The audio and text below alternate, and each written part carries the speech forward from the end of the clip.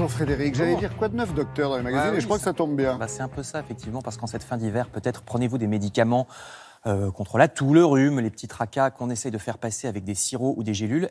C'est peut-être pas forcément une bonne idée. Déjà, sachez qu'avec de simples massages, même des automassages, donc qu'on se fait soi-même, on peut parfois atténuer ces petits maux hivernaux, nous dit le magazine Prima, pour atténuer une céphalée, c'est-à-dire un mal de tête, mais aussi pour débloquer la gorge, par exemple. Alors, ça ne marche pas pour tout, mais ça vaut le coup d'essayer avant de prendre des médicaments. Et attention, en tout cas, à ne pas prendre à la légère certains médicaments, plus particulièrement dans le cas des enfants, car oui, certains médicaments pour enfants sont inutiles, voire dangereux, affirme Que Choisir en couverture. Pourtant, ils sont prescrits, voire parfois en vente libre, donc sans même une prescription médicale.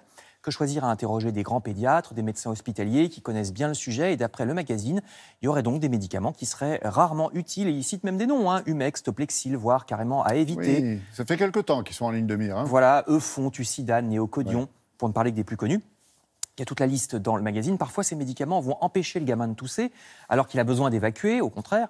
Expectorer, exactement. Dans certains cas, la toux est le symptôme même d'une maladie plus grave. Donc, moralité, selon le magazine, pas d'automédication. Ne donnez pas à vos enfants ces médicaments de vous-même. Et si votre médecin ne vous les prescrit pas, n'insistez pas. Absolument. Il sait ce qu'il fait.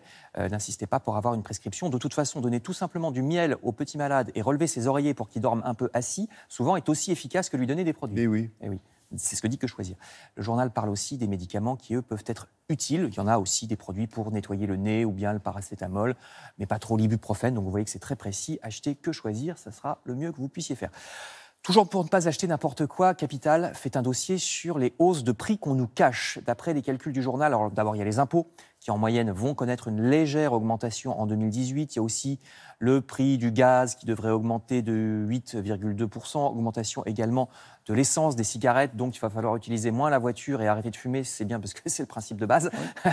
Arrêtez aussi de nous garer n'importe où, puisque certaines villes comme Paris ont maintenant des brigades de verbalisation renforcées et le PV a augmenté jusqu'à 50 € au lieu de 17 auparavant. Mais attention également, on s'y attend moins en faisant les courses, parce que la grande distribution s'apprête à faire valser les étiquettes, annonce Capital, et surtout ni vu ni connu.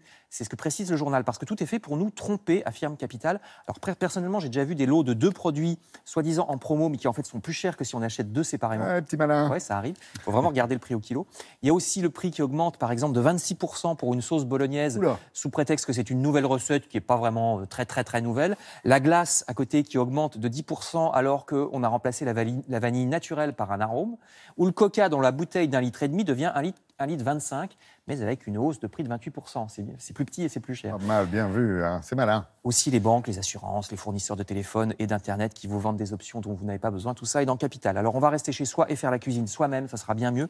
Une cuisine originale, parce que j'ai trouvé des recettes dans Diabète Magazine qui nous prouvent que les plats peuvent être appétissants même quand on est diabétique, maladie de plus en plus fréquente. Voyez une salade de choux romanesco, des bouchées à la crevette et à la mozzarella, de l'agneau à droite. Il y a même des recettes avec des patates et du saucisson et du fromage. Donc vraiment, selon les produits utilisés, selon comment on les cuisine, tout est possible, même pour les diabétiques. Tout un cahier de recettes spéciales dans Diabète Magazine. Merci beaucoup Frédéric pour tous ces conseils santé.